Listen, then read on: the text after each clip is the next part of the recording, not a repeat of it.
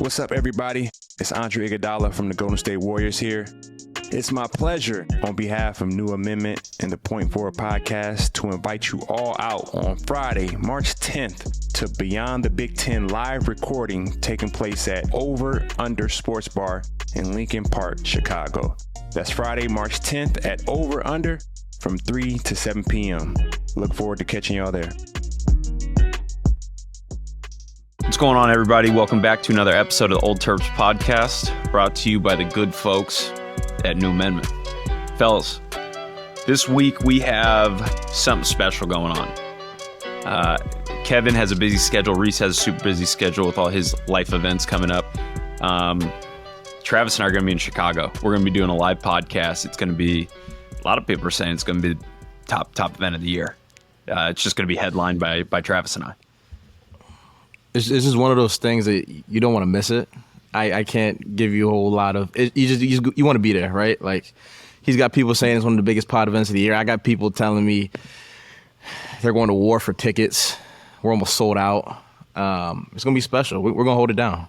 Absolutely. I'm just excited that we're getting a free hotel, man. You kidding me? We're gonna be sitting in. Where are we staying? I don't know. What if they sent us to like a Clermont Inn?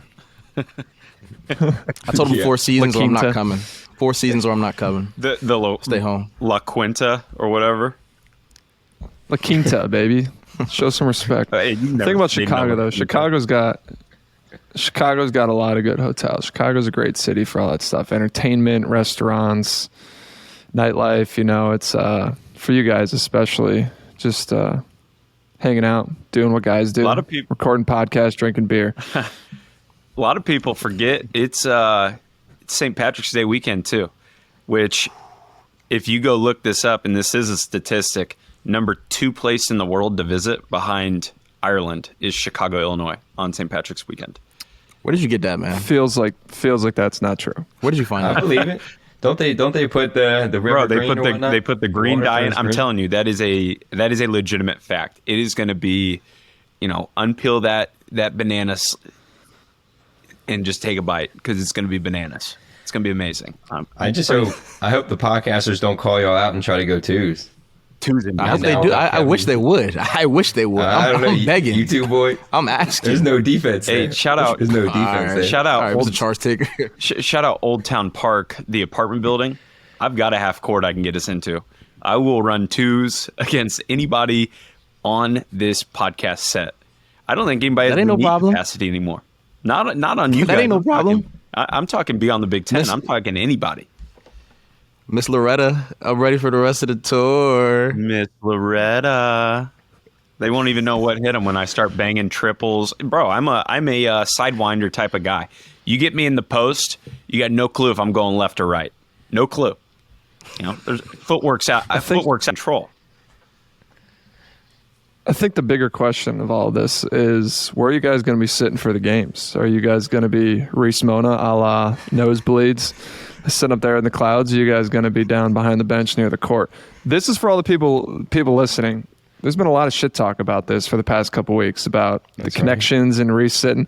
There's a responsibility now from Travis and Andrew. If you guys are any more than 15 rows up from the bench, can we count you as formerly playing for the program? Or is that just like you guys are on the outs, new coach, program doesn't want anything to do with you? Or is it Travis looks nervous already? No. I'm not nervous at all. That. I'm not nervous at all because, listen, if they're going to put me up next to God, I'm going to sit and watch in my hotel room. I'm not sitting next to God. It's just not happening. I'll sit at home. I need to get something on the record, though.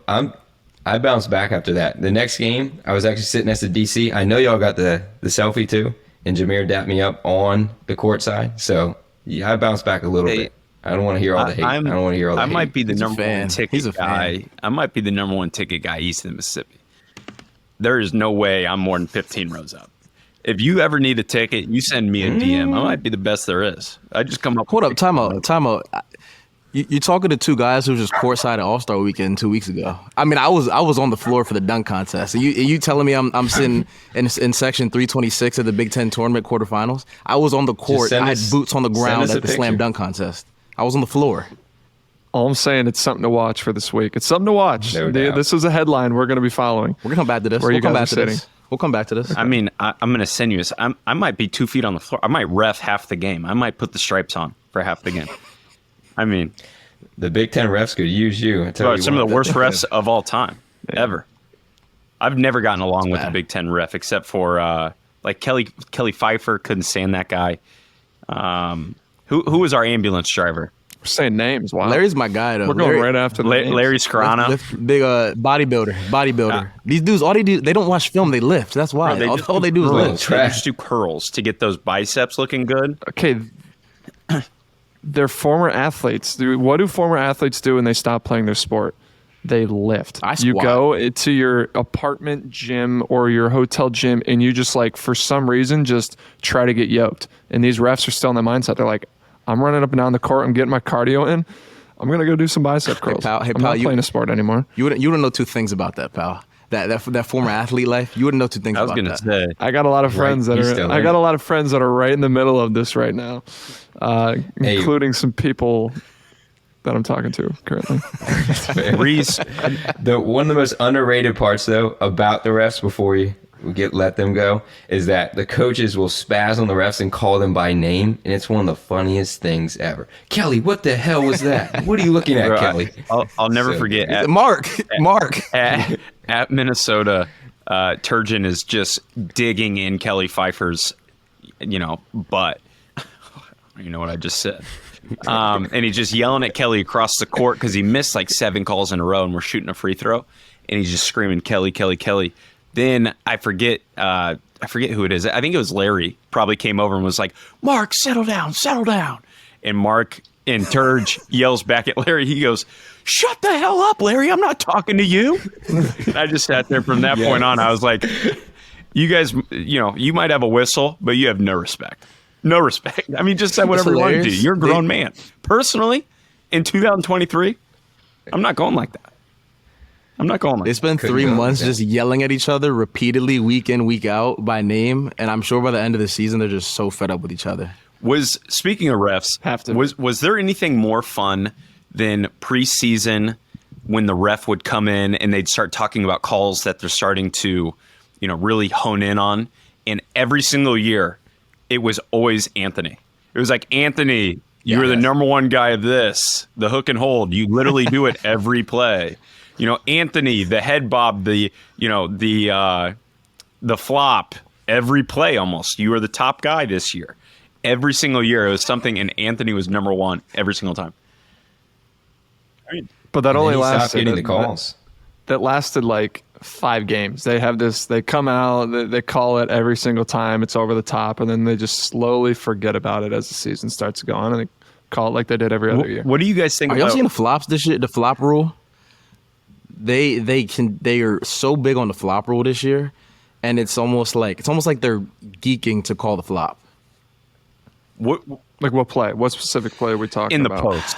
Backing somebody down in the post. In the posts And threes. and Yes. the shooter who falls, 3-point shooter goes up, shoots it, kicks his leg out, falls, not enough contact, and because they stop the play instantly, and they're like, hold up, stop the play, flop warning, whatever. Yeah. I kind of like it, though, because it'll slow down the floppings. And when the guy shoots a 3 and he sticks his leg out and doesn't even get hit and he's just like twirling on the floor, it's nice if they can try to get rid of that. Since we're talking calls, what do you guys think about the block charge call? Because in my personal opinion, I think block charge in college basketball has become the worst thing on earth. Do you guys think charges are necessary? Like when somebody jumps, do you think you should be allowed to just sit there and take a charge? Or do you think you should make that guy have to jump Reese. every time? Don't ask Reese. Yeah, Reese is the wrong guy to ask. I think it's. I'll let you go, Reese. We'll see what the charge taker has to say. Good point. I was just going to mention that the IU game, I assume Drew watched. No, the Iowa game. Yeah. Today, Nebraska, that was a block. Yeah, Connors. I just feel if you're yes, awful call. And that changed the game. And that was over after that. If he gets that and one, makes free throws, 1-point game. I think that was an awful call. I think if defender's there before the guy jumps, I don't think he should have to jump. If you're there waiting, because defense is hard enough, if you're there waiting before he leaves the ground, it's a charge. But a lot of these guys, when someone leaves the ground, it's dangerous if you slide under. And that should be a block every time. But I think refs miss that one. I think it's definitely one of the harder calls, though. Like, there's so many things you have to look for. Where he's standing, if he's got heels in the paint, whether he's moving, whether he was set before the guy jumped. Like, it's such a tough call to make. I think that's why there's so much inconsistencies with it. I would more so be on the side of I'd rather them call charges more rather than blocks. I don't know how you guys feel about that, but I feel like the more frustrating thing is when guys go to the basket, it feels like the defender's there for years, takes a charge, and it's called a block. Like, for me, that's like, there's so many rules that benefit the offensive player that, especially when you're in the paint and guys are just out of control going to the rim, there has to be a way to stop them. And I think for the most part, I'd rather see more charges than blocks. The only issue I have with it is I feel like, especially for referees that are reffing, the home team is trying to take a charge. They are obsessed with calling the charge for that team. The guy could be sliding 8 feet to the right. The referee, he blows the whistle, he runs to half court, and he's like, charge, going that way, going that way. He's like hyping up the crowd, like, yeah, this is my show. And I'm like, all right, buddy, relax. Like, we're not here to see you. Yeah. We're here to see the basketball. They love calling those charges. That's my only issue with it. That's my biggest issue, especially in transition. Like, when there's a 2-on-1 transition, I can't stand that 90% of the time the kid is just sliding over and moving. And if it's the home team, every single time, like Travis said, it's like a ref show at that point where they love doing the motion, like they're flexing as hard as they can after they just did 100 curls at halftime. Like, just they're getting the crowd fired up. They love it. Dude, I'm huge on, if you're going to call the block, I need full hip thrust and stick it. Stick that block. You know what I'm saying? That's what I want all day, but they're obsessed with the charge motion, and that's just how it goes. So anyway, anybody else have anything on that? Yeah, I got one more quick story on refs. I don't know if people out there know, like, referees in terms of trainers. I know this happens in the NBA. I'm almost positive I would assume it happens in college. Like, when referees get to the gym, they can request your trainer to, like, get treatment. Like, hey, I got a bum ankle right now. Like, I need you to come in here and give me some treatment on this real quick. I need my ankles taped. Or, hey, I popped a blood vessel doing curls the other day in the gym. I need you to take a look at it. And they get, like, priority treatment. So you could be in the training room and there's some rookie sitting on the table waiting for treatment, and all of a sudden some spokesperson for the team, someone works for the arena, or a security guard walks in and is like, hey, ref needs a trainer. And it's like they drop what they're doing and they go into wherever the ref's locker room is and taping ankles, or they're giving treatment. So I think it's funny when you factor in that. And then you also, if people watch their warm-ups when they run out to the court, they got their, like, referees have their little warm-up jackets on. They're doing high knees, they're stretching a half court. It's like they're about to go to war. And I mean, I know they ref a lot of games a year. I just think it's one of those things that's just kind of like funny. You're watching these guys get ready for the game. You're like, look at this guy over here. He's doing more stretches than her starting power forward. What's going on? This guy's got the trainer up and underneath him doing leg extensions with the RC bands and shit like that. Yeah, I can't. I remember we were in Miami, Kev, for your game, and you're sitting at half court talking to the ref. And I'm sorry, but, like, if you're not KD, LeBron, any of those guys, you are getting screwed on 90% of the calls. And I remember after the game, I was like, what were you talking about? You're just like, probably how screwed I'm going to get on every call tonight, and how Tyler Hero's going to get all his calls. I mean, refs are just, I know it's a tough job, but dude, they are so bad sometimes for that being their only job. Dude. Well, the worst part is having those conversations with them pregame. You're like, Brian, hey, nice to see you. How was your travel in? Did you get a good night's sleep last night? You're like, dab them up. You're like, hey, thanks. Have a good game. First call. It's just like, Brian, like, I thought we were cool, my guy. Like, we were talking before the game. I thought, like, the first 3 calls, I was getting the benefit of the doubt here, and you've screwed me twice already in the first 4 minutes. It's hilarious because they will have a convo with you before the game, like your best friends, like long lost best friends. Like, hey, how's the family? How's school going for you? Everything good? And he's looking in your eyes, and you both know that in 10 minutes he's going to screw you. Bro, I used to sit at half court and just screw around with the refs and have nice conversations while everybody else was warming up. Like Bo, for instance, you remember at Northwestern? I had a great conversation with him, whole family. I was asking about his whole family. Bro, we were back and forth. He was like, man, love talking to you. Can't wait to see you next week. 3 minutes into the game, I'm like, the ball comes over to the sideline, and I'm screwing around with the ball, like acting like I'm going to hand it to him. He was like, sit down, shut the fuck up, and give me the ball. I was like, Bo, what the fuck's your issue, buddy? I was like, what the hell just happened? Bo. I had no idea what just happened. That was a great Maryland tradition you just referenced. So whenever the ball got to the end of the bench, it didn't happen often, but if we ever had a dead ball went out of bounds, came to the end of the bench, the rule was everybody had to get a touch. Everybody. Before it goes back to the referee, everybody had to get a touch. Everybody. Touch Including the ball, Kyle. Including Kyle. So there was me, Reese, Drew, whoever else was down there, Kyle Tarp. Everybody has to get a touch of the ball. It's good juju. It's just good juju. Yeah, it is. And you know, you like feeling the game leather, man. The sweat. I think everyone out there knows obviously who Scott Foster is. Yeah, He's, you know, he does the finals every year. Careful what you say here, big boy. He's one of the better referees in the league. No, this is actually a funny story. So Scott Foster's a Maryland guy. I don't know if people know that. Like Scott Foster, he's a Maryland guy. He's a Terp. Wow. I had no idea. So either he is or his wife is. I'm almost positive he is. So me and Scott, every time we see each other, and it was like my rookie year, we used to talk about Maryland. Hey, how'd you like campus? How was Turge? How was this or that? And so that was like what we would talk about pregame. And so for the next 3 or 4 years, like every time he reffed one of our games, it was a brief like go Terps, like just a quick like, hey, go Terps, or we talk about it.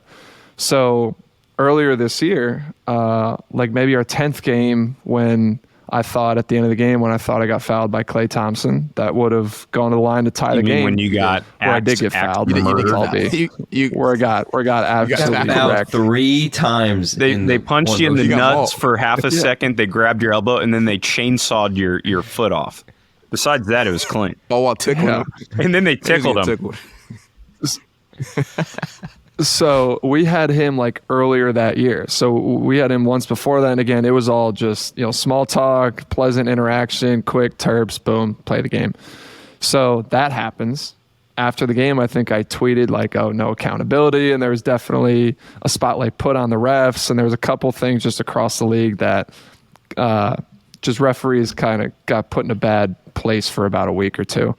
So the next time we had the game, Scott Foster is doing our game, and I think I went up pregame, and it's, hey, we're like right before the tip is about to go. I usually walk over to the ref, and I just like want to field a game ball. Like, hey, let me feel this, let me bounce it a couple times. So he's sitting there holding the game ball. I go up to him, I'm like, what's up, Scott? He's like, quick, like, hey, Kev, like doesn't really look at me, hands me the ball, like bounce it, and I think I do it back. And I'm like, all I just said was like, go Terps. And like did not like look at me, like didn't say it. It was like cold. And then like the rest of that game, there was like another play where it was a quick, I think like there was a timeout and the ball was bouncing. I think I walked by instead of taking the ball and giving it to him, and he had a quick like, just hand me the ball, Kev. Like one of those he was kind of like short, where I remember thinking after the game, I'm like, I bet Scott was a little bit shitty about like what's happened the past 2 weeks, and I feel like I was maybe the start of that. Like he saw my tweet for sure. He definitely saw. So talking about. Better clear that up before playoffs. Seriously, that's when you know you're screwed. And we haven't had him since. That's when you know you're screwed when you just get hit with Kev. That's it. Not a how are you? Hey, how you doing? Just Kev. Yeah. Just go screw yourself, buddy. Like didn't really look at me. All right, so what kind of whistle did you get? Yeah. I mean, he's usually fine. I think Scott's just one of those refs. Like, I'll give him this credit. Like, you can't walk over him. Like, you can't talk to him. He's going to tee you up quick. There's certain refs that let you talk.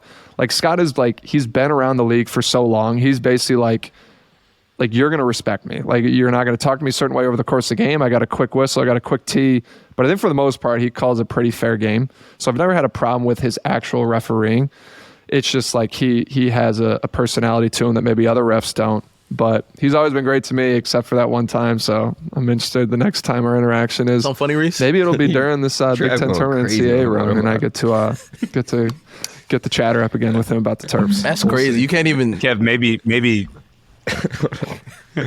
you can get a go Terps this time. No, you were going crazy on that water. If you're watching online, people, just go to this minute mark. I don't know what minute mark it is, but watch Trav. I mean, that you just look ridiculous. You know what's crazy with these dudes? Water is a basic human necessity in life. You can't live without it, and I can't drink water in peace without these guys just freaking all over me. This is unrelated to basketball, but I feel like there's a certain type of person that like carries around a water bottle every day. there's certain people like, this is my water bottle. I'm going to refill it and save the planet and not use plastic. And I'm only going to have this and it stays cold or it can stay hot. It holds my coffee. It holds my, and they just have every single function for their water bottle. And it's like their best friend. A certain type of person. Yeah, that Travis is true. got his water bottle. Well, that's Trav trying to be a wannabe health guy. Trav Filtered. People have no clue. Trav was out till 8:30 a.m. last night.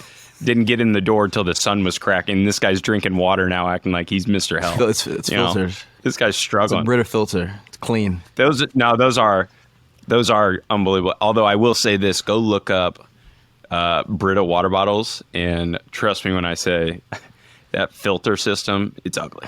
I mean, it's bad. This guy's So, just spewing. you might want to throw that. Spewing Uber facts today. You saw on Twitter everywhere. Chicago, Brita. Had enough. Okay. Well, here's another fact. Terps can't win on the road, man. Oh my! What was the statistic? What's our record on the 1-9 road? on the road in the Big Ten. The only win is Minnesota. I mean, that's scary. Yeah, at Minnesota, we won by like 40. That's got to be a record to go 1-9 on the road and 10-0 at home in league. I wonder if that's ever been done, because insane. that's crazy. It would have been way cooler if we lost at Minnesota. If we were 0-for on the road and won everything at home, that would have to be a record. That's how you get remembered. That's how you get remembered. You want to be remembered at the end We of the talk day. about how hard it is to win on the road, but like, you still win some. Like, we're giving the benefit of the doubt when you're going against playing really good teams. We're not talking about the Penn States, the Nebraskas of the world. We're talking about Michigan State. We're talking about Purdue. We're talking about Indiana. We got to be able to, like, Ohio State is an okay crowd. They're not a good team this year. Usually their crowd is fine. They have a big arena. That's a place we should have been able to go in and win this year. You got to be able to win some. Sour ending to a really good Big Ten season. Extremely sour, because Ohio State, no matter if they're good or not, I don't know if they are good or not. I think they're okay because they have good freshmen, they have good shooters. Their big obviously is out. At home, Ohio State's a really easy place to play. I'm not sure, I think my junior year we lost at Ohio State, but we were so banged up. We had nobody that, Kevin, you were averaging 40 minutes a game with Ant. That's impossible to win there. But for the most part, Ohio State's really easy to play at, and we kind of just laid an egg there against a slumping team. And then Penn State, we've never won there because Penn State is just the worst place on earth to go play. Like we talked about, their hotel, the food, the gym, everything. But then they also have the best shooting percentage, I think, maybe in the country from three. They shoot a bunch of them. It's a good shooter's gym, and that place got loud, and they needed to win today, and we just kind of dropped the ball on the whole thing. My thing is, though, we're going against Penn State. I don't know if the players didn't read the scout right or if the coaches didn't have a scout right, but we'll talk a couple of they can shoot threes. Miles Dredd, we'll start with him. He's a fifth-year guy, played the most games in Penn State history in his own gym, and we're going under his ball screens? Well, what would you do on... So obviously in the second half of that game, Penn State went completely small. Yep. They did not play a big. Julian Reese had to guard people on the perimeter, and Julian Reese was guarding Miles Dredd. So they were just putting him in a pick and roll, and they do that slip screen every single time. How do you guard that? Would you sit Julian Reese because he played well on the other side? But going under is just like makes no sense. That's like going under on me. That's a knockdown. So Drew's 1,000% right. I'll give you the facts. Except for they played all guards except one forward for 11 minutes and another forward for 5 minutes. Other than that, 5 guards on the court the whole time, pretty much the whole second half. And like you're saying, Maryland was lost though. I don't think they knew exactly what they were doing. It was going under here. They weren't switching here. They stayed and hedged, and then the guards got confused. They didn't know what they're doing. I think if you're Juju, you either take him out or you live and let him do one or the other. You say, we're switching everything, Juju. Just do your best. We'll be in help. Or you say, we're not switching anything. They were just lost, and Penn State capitalized. I mean, Penn State's a pretty good team. If you make mistakes, give open threes, they're going to hit them. I think, to start, I wouldn't have said sit Juju because he's one of your best players. He's been one of your best players. He had a great first half. I think you want him out there. But if you're seeing him struggle, because, again, he's not used to guarding guys on the perimeter like that. He probably hasn't done it all year. If you're seeing him struggle like that, I think you have to sit him because twos you're up 13, 15, 17 for the majority of the second half. Twos, you can live with twos. Threes, you can't give up because that's how a team down double digits gets back in the game. And that's what we gave up. We gave up a bunch of threes. That's what you can't do. So maybe that's an adjustment where you say, okay, he's struggling with this. We have to sit him because the one thing we can't do is give up 3-point looks. I think you definitely have to keep him in. I think if you get to that point in the game, you have to just switch everything. Travis talked about it. Bigs are not used to getting over ball screens, getting under or over. Bigs are used to guarding ball screens as a help defender, not as a primary defender. And so I think you have to live and die. If you're going to switch everything, you're going to live with the fact that there's going to be times where Juju's switched out onto a guy on the perimeter and he's going to try to attack a one-on-one. You shrink the court, you play in rotations. But I also think a lot of times once teams, and this happened pretty early in the second half, like you could tell Penn State was attacking him. They're attacking that matchup. I think sometimes that's advantage defense. As much as it can be an advantage for the offense, right away offensively, if you're just going to specifically start to attack somebody, you become stagnant, you stand around, you're using a lot more of the shot clock, you're specifically trying to go at one guy, that I think if you start switching everything, your Juju's living with the fact of, hey, you're not getting by me. If anything, you're going to take a tough shot over my hand all game. We're going to live and die with those results. And everybody on the court is shrinking the court. I think that's the best way to go about it. Whereas you can't expect Juju to be navigating screens and some guys you're reading, some guys you aren't. I think that's super confusing. Really good coaching on Penn State's part to switch up the game and throw a different look, especially when you get down by that much. A lot of coaches will go small just to get up a lot more threes. You try to play faster. You try to get the speed of the game up. You need more possessions. Maryland should have, in that situation, you slow down the game. You're switching everything. If they want to sit there and go one-on-one against Juju, you're living with that. If it gets to it, maybe you take him out at the end. But I'm sure it's something we'll learn from. It's probably not going to be the last team to do that. Contrary to your point, the only thing I'd say is Jalen Pickett, I think, is the reason we weren't switching 1 through 5. Because I think he would go seek out somebody on the other side. I don't know if it was Julian Reese that they were worried about. And they were thinking, Reese, how many points has Dredd scored over the past couple games? The last 5 was 3 points, 0 points, 0 points, 0 points, 3 points. So it's almost like they didn't care about the Julian Reese switching because they're okay with Miles Dredd being the guy that beats you. I think they were more worried about the Jalen Pickett seeking out a smaller defender and then taking him to the post. Because Jalen Pickett in the post against a defender that can't guard him it's brutal. And it's brutal to watch. So that's the only thing I'd say contrary to the switching is I think it was the weak side of Pickett more than it was actually Julian Reese not being able to move his feet. But like you said, you can't expect a big to know how to guard ball screen coverage. Unless it's a hard hedge, unless it's an underneath switch or, something like that. And I agree with Drew, too. And Kevin mentioned a good point, though, is if you have the big on island, you shrink the floor. And what Maryland wasn't doing, a lot of the buckets they weren't shrinking the floor. And what that means is if the guy's on the ball and there's a ball screen, everyone else in help side almost comes to the paint. And you want to make them kick it out. And there was a play, Maryland was up 37-24. And I don't know if they got complacent, but there was a simple pick and roll, and Jameer was hugging his man in the corner. Then they got an easy dunk. Later, Jameer got backdoored for an easy layup. So it wasn't exactly them just attacking Juju. It was plays after plays of just guys were locked in. I think they got up 15 and were like, well, it's nice to win our last game. And because we were up you 11 can't do that against Big left. Ten teams. They're disciplined. Yeah. We talk about it all the time. Typically on the road, you have two second half runs. Excuse me. Typically, the home team gets 2 second half runs, and it's up to the home team to either take those runs or not take them. But you hit 1-3 and the crowd starts going crazy. You either accumulate that into a couple stops and a couple more scores, and the game's craziness, or it goes the other way where you don't capitalize on it. Penn State didn't capitalize on it until 4 minutes left. They were down 48-59 with like 3:50 left.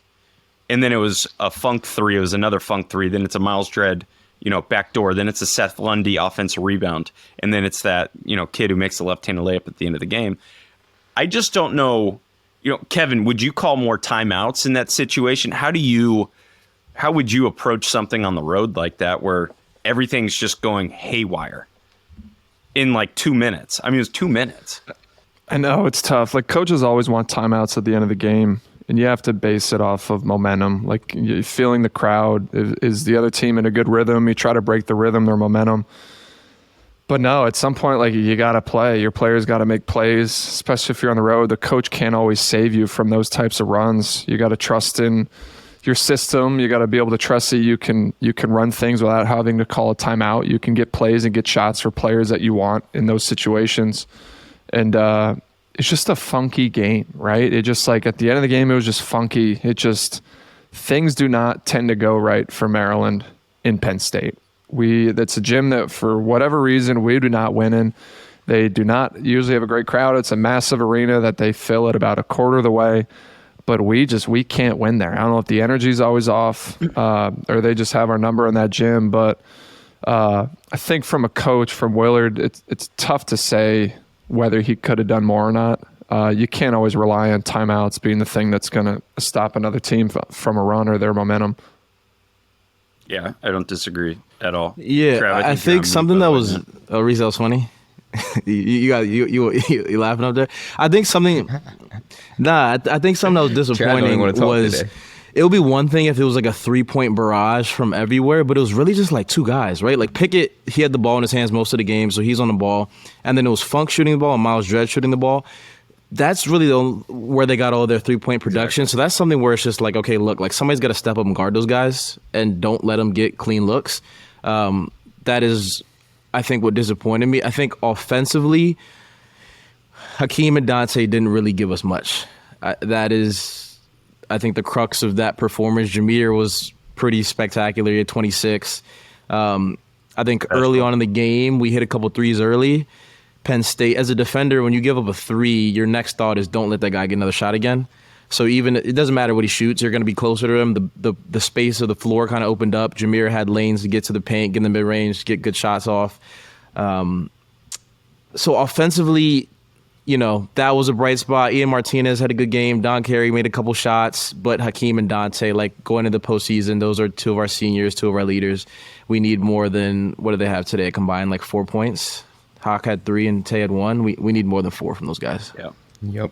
It's not just I really truly believe though. Sometimes in like the end of season, like the highs and lows of a season. I think having senior night be 2 games ago, we come off of that on such a high. It's a great win at home. It's Northwestern. And it's like, oh yeah, wait, we got 2 more games to go. We got Penn State, who is having an up and down year. It's tough to get up for them. Ohio State, who's had, for the most part, a down year for their standards. It's such like you're coming off an emotional high of winning at home, and Willard is talking about how great seniors were and how he's never won a game like that or played that well on senior night. And it's tough to turn around and refocus to win 2 more games you're quote-unquote supposed to win. And so I don't think that these games for me worry me about this team. I think it could be something we need, like a quick kick in the ass before we get into the real postseason and the true single-game elimination the rest of the way here. That we need to refocus, and if we're not locked in, we're going to a neutral court that you can get beaten by anyone. But you could kind of, I hate to say it, you kind of feel this coming. Like you kind of feel like there's going to be somewhat of a letdown or a lull. I kind of felt like we're definitely going to drop at least one of these to end the season. It just stinks. Like, obviously, dropping both of them, it's definitely ends the season, like we said, on a sour and weird note. No, I'd say Kev's 100% right in the fact that Maryland had such a good senior night, and then today they made no winning plays. I think we can talk about. I think Willard put them as a coach. It's your job to put your players in the right position to win. I think he did a fine job of it. I just don't think we made the plays to win. I don't think little things like boxing out, or we were saying Dante, he only scored 1 point, but also defensively he was helping off. Who's the Funk on the corner for a wide open kick out 3. I mean, you're not going to win games like that. I think Kev's right. It could be the kick in the ass that they need to maybe turn it around and get a Big Ten tournament, get a little run. Scares me though. I think it's in your head when you're 1-9 on the road. You're about to travel to a Big Ten tournament. I do think it's a Kev little makes tough a to try to great go point, get a though. win Like, there. that was a very Yeah. emotional game against Northwestern, and we had a ton to play for this week, right? Like, if we had won today, Iowa lost, so if we had won that game today, we would have locked up the 2 seed in the tournament, which you get a double bye. It's an easier path to the final, but it is a lot easier said than done getting up for a couple road games, like he said.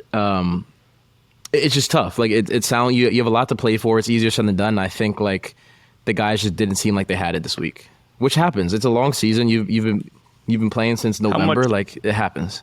How much of a factor do you think this is of momentum toward the tournament? We talk about this all the time, where if you're not trending upward, then you can't be stagnant. You have to be going up. You can't just be 50%, win this one, lose that one, win this one. How much of, does this play into the mental side of going into the tournament? And Reese, you just kind of hit on it, that it's a travel regardless. If it's neutral or not, it's still a new setting and it's a new routine, I guess you'd say.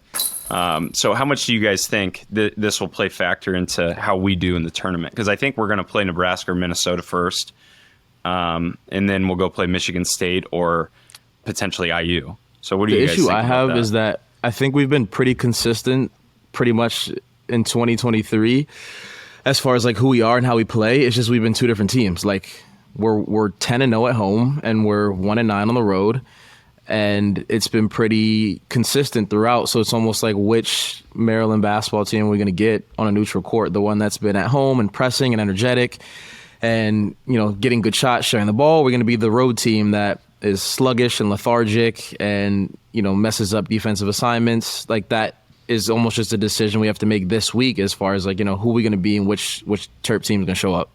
What is it, though? On neutrals, we're fine on neutral. I know we beat Miami and played Tennessee hard. But why, are we not a very good defensive team? What is it that you guys think is the reason for such, like, Kevin, we said this before the podcast even started. You at least expect to win a couple on the road. I don't care how good the league is at home. You still expect to win a couple. What do you guys think it is? Is it, the defense, we don't have the defense, or how do you guys approach that? I think at all levels, your best players have to play really well on the road to win. I think everybody always plays well at home. You might get a couple performances you don't expect. Players tend to make more shots at home. When you go on the road, it's truly for your best players to shine and to carry the weight of the wins. And for today, I think it was our question all year long, is how deep was this team? How many truly all-league potentially type of players do we have on this team? Jameer has been great. Jameer showed up today. I think the other two guys we talked, Hakeem and Dante, have been up and down really all year. I think the games that they've played well, we win. I especially think Hakeem is that X factor for us. When Hakeem plays well, we tend to win. And Dante's like a Swiss Army knife, usually guarding the best team's best player, at least at the forward position. He's a rebounder. He plays hard. If he's making shots, it's a bonus. But our best players had to play well for us to go and win a game like this, and they're going to have to do it in the postseason. You go to a neutral court, I wouldn't put too much stock into the end of the season. I think it's easy to say, hey, if we had won these last three, we win senior night, we go on the road, we win two. Wow, our confidence is high. We're riding such a high going into the tournament. Well, you could say last year the same thing happened to Iowa. They went on a spectacular run. They win the Big Ten. They're on an emotional high, and they go and get beat first round of the NCAA tournament. I think the postseason, it's a whole new season in itself. It's a whole new energy. You're on a neutral court. It's a whole different feel. Everything, included. This is at all levels. This is including the NBA. The regular season, the postseason. It's two different things. And so Maryland, they just got to refocus. I do think our strength is defense. We're a good defensive team. Defense is going to travel. I expect when that ball goes up and whoever we're playing, whether it's Minnesota or Nebraska, we're going to be in their shit. We're going to be picking them up full court. We're going to have a lot of energy. I think the guys are going to be ready to go. But our guys are going to have to step up. I think Hakeem and Dante, if those guys play well for the next, hopefully, 1-2 plus games the rest of the year, we're probably guaranteed, 2 more games guaranteed. If they can play well the rest of the way, I feel really good about this team moving forward. If we don't have either of those guys in one game, you're probably looking at the end of our season, or even one of them, you could be looking at the end of our season. I think we can expect Jameer every night. Juju's been great. Dante and Akeem, for the most part, they've been great. They've had really good senior seasons. If they don't show up, this team, I don't think, can overcome the talent deficit. I don't think we can keep up with teams the way maybe other teams in our conference. Two things that we overlook that we don't talk about a ton that kind of are magnifying some of our problems on the road. First of all, we're not deep. We're not a deep team. We only really play 7 guys. So if you have 1 or 2 guys that don't show up, it hurts and it's difficult to win. And that is magnified on the road. And the other thing, I think defensively, like I think we're a good team. We guard, we get after, we pressure the ball. We're pressing all game. We're in people's shit. But we don't really have a great shot blocker. So some of these mistakes that we're making on the road, you get punished for it. I don't know if you guys remember, but my junior year, on paper, we were a really good defensive team, but we made a lot of mistakes. All of that was kind of nullified because in the paint, we had Sticks and Bruno. Anytime anybody drove, you had to go through those 2 guys. They were just erasing shit by the rim. We don't have a guy like that this year. Juju is an inside presence, but he's not really a great shot blocker. So if you're making the mistakes that we're talking about, like you're going to, especially on the road, you're going to have to pay for it. So that's something that I think like the rest of the year, like we have to be kind of airtight on our assignments and like our principles. Like Reese, you said it, don't help off the corner. Like just don't help off the corner. Don't give that shot up. Be where you're supposed to be. Those are the type of airtight things that we need to clean up if you want to win games when they're single elimination. What do you guys think? So we've been asked a ton, and this is kind of half scouting report now. This is half word on campus about the Big Ten tournament and what it's like traveling to the Big Ten tournament, how it feels. Everybody's in the same city, same hotels. You have fans that travel in that you might not expect are there. So Travis, kind of give a run through real quick of what the Big Ten tournament is like from not only a practice standpoint, but then you wake up and, going through the hotel and you have a bunch of fans there, et cetera, going into the games. First of all, like there's just a different energy, different feel with the postseason because everything is just magnified and more important. Like you go to Chicago and you lose, you go home. So everything's more important. I think preparation-wise, right, like we don't know who we're going to play yet. It could be Nebraska. It could be Minnesota. So you don't really prep for an opponent like you might do in the regular season. It'll be a lot of just focusing on us, cleaning up the things that we need to clean up, like what do we need to do to win games when we get there. And then, so we play we get a single bye. We'll play Thursday night. We'll leave probably Tuesday night, get there, get settled, practice, just get used to the city. You're in a hotel room for the next 3 or 4 days, so you get used to all that.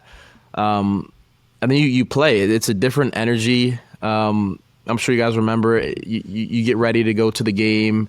You get to the lobby of the hotel, and you have fans and parents and cheerleaders and boosters and all those people kind of clapping you out of the hotel room and getting you onto the bus. And it's just a different feel. Like I'm sure you guys have more to add to that, but it's a different feel, and everything feels a little bit more important. It's super exciting, first and foremost. It is a completely new energy, a completely new season. You get gifts for going to the Big Ten. I mean, we used to get the booklets. You get to pick out a new speaker or new pair of headphones, or you get a whole bunch of gear, like whether it's from the school or from the Big Ten. That's not even going into the NCAA tournament. But it's a completely new feel. It literally feels like a new season. The travel's great. You feel the support is there.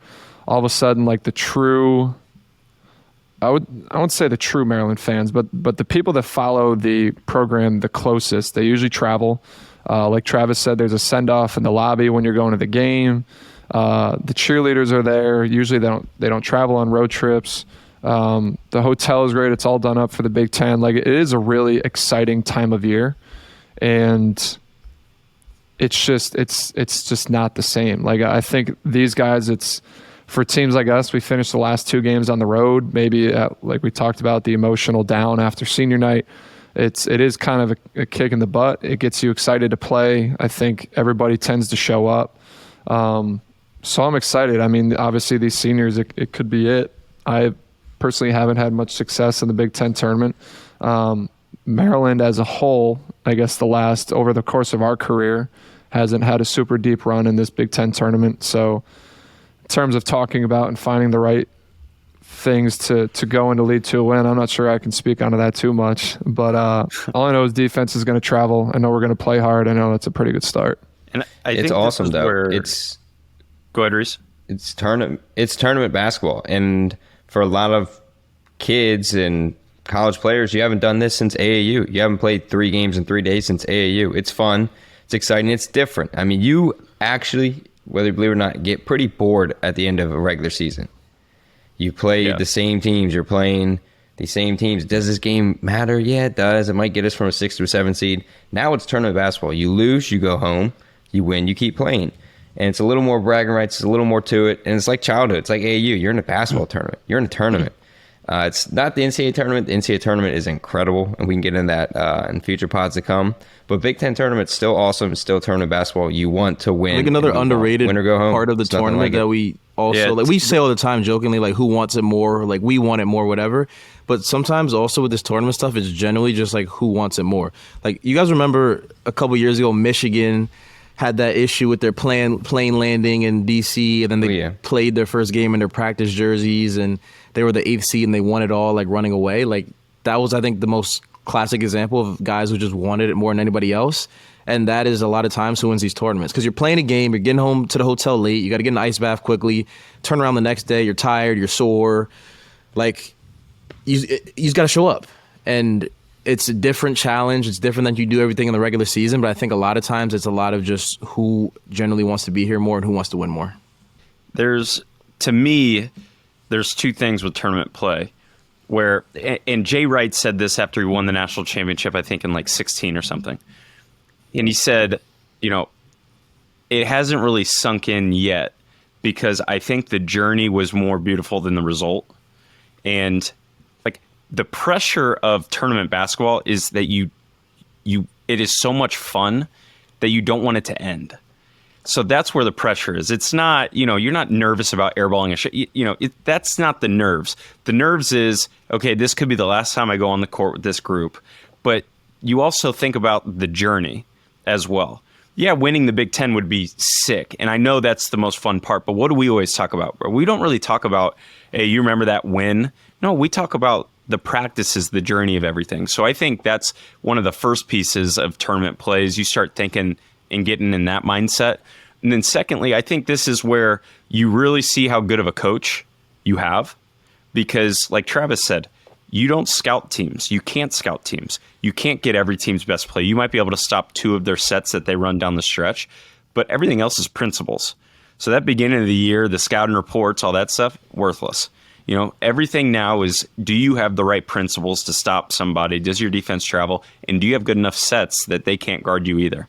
So I think, tournament play just brings out a whole different beast. And, Kevin, were you ever nervous going into, you might not have been nervous going into any game really, but were you ever, what was your mindset going into a tournament game? Was it more butterflies or, what were you thinking about more? You said it. For me, it was just so much fun. Like I was just you could feel the stage. I think I honestly got more nervous for league games. You're playing at home. There's a big opponent. It feels like there's a lot on the line. When you go and play in a Big Ten tournament or an NCAA tournament, it is like, that's a great way to put it. You don't want it to end. It's so much fun. It's the thing you've been building for and playing for all year. It's all you've talked about. It's all the fans care about is the stage that you're currently on.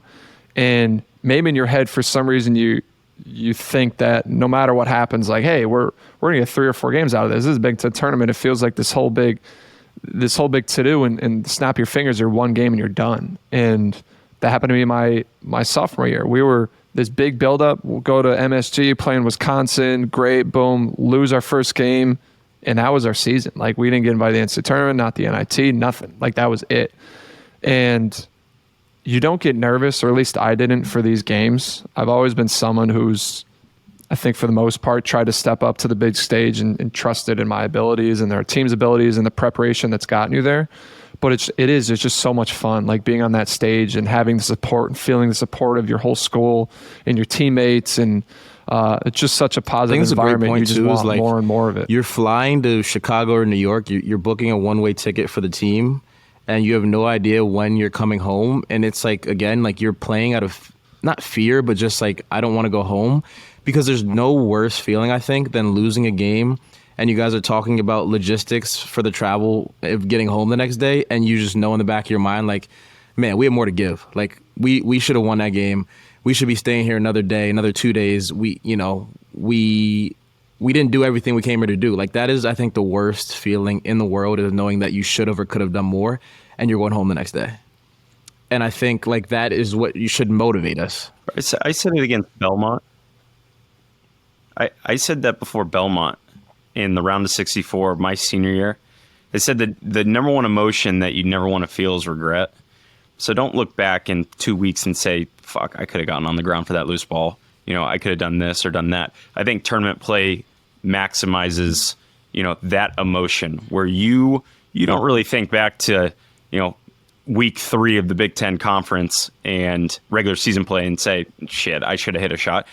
But when it comes to tournaments and you lose and you feel the end of that season or you feel the end of that run, that's when you really start thinking as a player, man, I could have done a little bit more to help my team in that situation. So, I just think everything is heightened in the tournament. But I also think, like we just talked about, you don't want to end. You don't want the season to end. You don't want to go into summer workouts and spring workouts. Like, you don't want to be the guy that says, hey, I'm never playing with him again. Like, he won't be at practice next year. You want that journey to continue. You also said building. it. So with anybody else the have anything part on that? Also, like, it's not about shots. It's not about like making shots or missing shots. It's like boxing out, getting a rebound, diving on the floor.